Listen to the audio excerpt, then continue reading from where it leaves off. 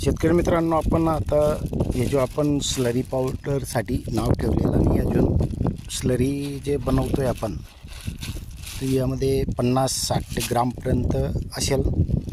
हे आपण याच्यामध्ये टाकून देऊ.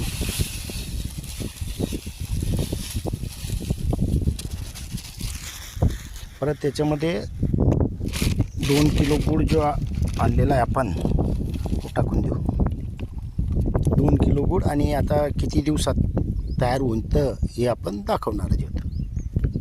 शेतकरी मित्रांनो, आपण काही नवीन प्रयोग केल्याशिवाय आपल्याला खर्च कमी कसा करता येईल यावर आपण काम करतो आहे.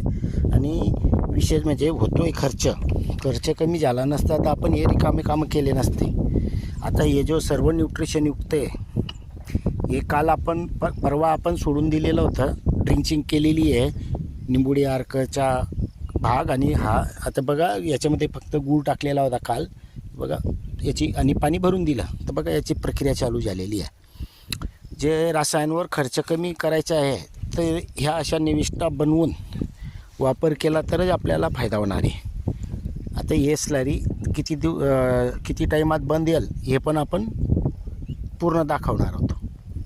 पूर्ण क्लिअर झाल्याशिवाय आपण याच्यावर बोलणार नाहीत अजून.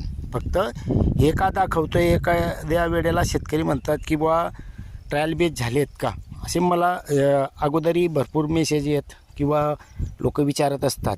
तर त्याच्यामुळे हे आपण समोर दाखवून देतो आहे. आता हे ज्यावेळेला क्लिअर होईल त्यावेळेला आपण नंतर ते बोलणार आहोत.